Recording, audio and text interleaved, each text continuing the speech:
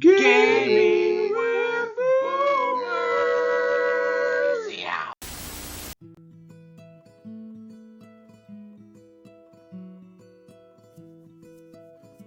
Welcome back to Not Gaming with Boomers. Today I'm just giving you a very short update on our diabetic kitty Shark. If you have watched the previous video or videos, you know that our little kitten-sized adult cat Shark was diagnosed by our Dr. Stephanie the vet with type 2 diabetes mellitus. She was over a couple of week period. They did her blood sugar and it was like 360 or something the first one, and then 270 the second or third. Anyway, she was very high sugar, and after monitoring her for 2 or 3 weeks to make sure it wasn't just that her blood sugar was elevated because she was stressed by having to go to the vet, or she has stomatitis, an immune system illness where she gets sores in her mouth and on her skin, and that breaks out every once in a while, and she's on regular medication for that. And when Dr. Stephanie wanted to make sure that it wasn't a stomatitis outbreak that was causing it, or something other than diabetes. So last week, a week ago today, last Friday, she was monitored, and yeah, she was still high enough to be put on Bexacat, which I went over in a previous video. It is a new a new pill to treat diabetic cats. There had been pill form medication for dogs previously, but cats couldn't tolerate it, and now there's Bexacat, so she does not have to go on insulin.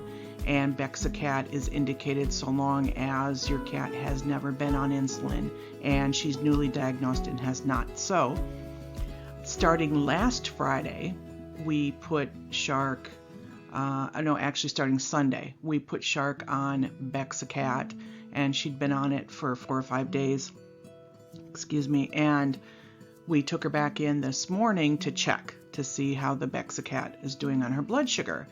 And glory hallelujah, her blood sugar was down to 137. Now that's just slightly high. We really want it to 110 and below, between 70 and 110.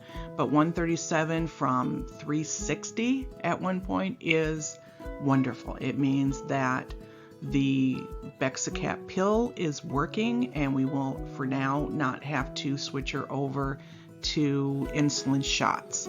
So now she was going in every week to be checked to see what her blood sugar is, but now that she's down some, we don't have to bring her in for 2 weeks, and we'll see where she's at there. And then I'm hoping after that she won't have to be checked quite so often even still.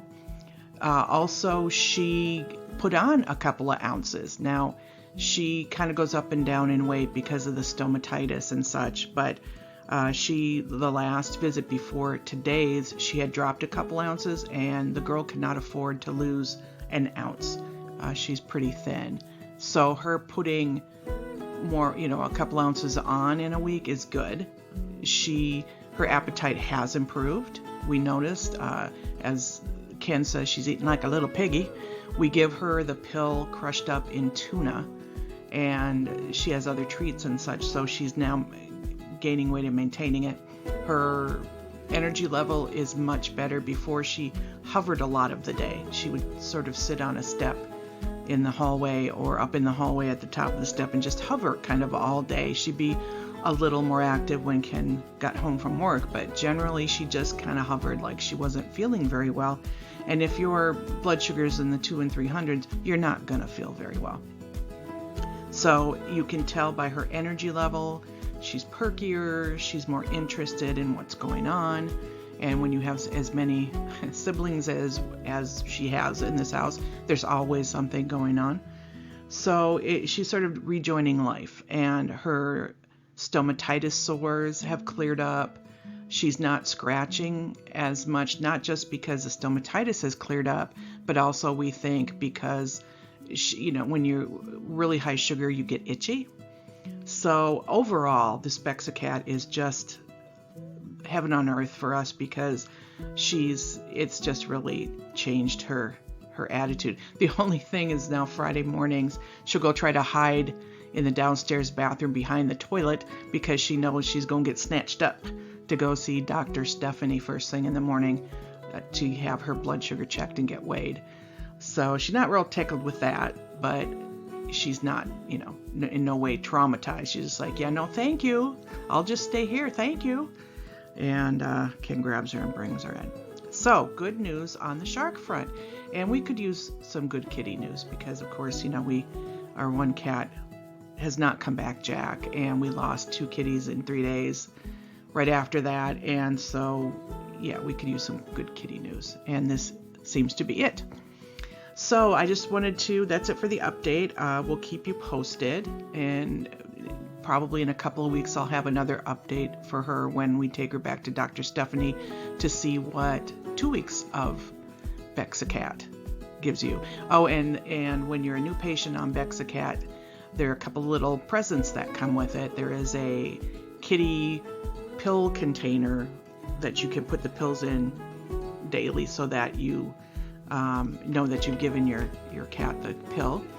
And then also a little laser pointer that says on the side, I love my cats. So that was cute. Although I'm not a big fan of laser pointers after I found out. I know cats love them, and everything. But years ago, I read an article that I believe kind of really says a lot. It's because it's a hunting instinct that they're chasing the little pinpoint light. And cats have a process. They hunt, they capture, they kill and eat, and then they groom, and then they sleep. And when they can't catch the little dot of light, it interrupts that process.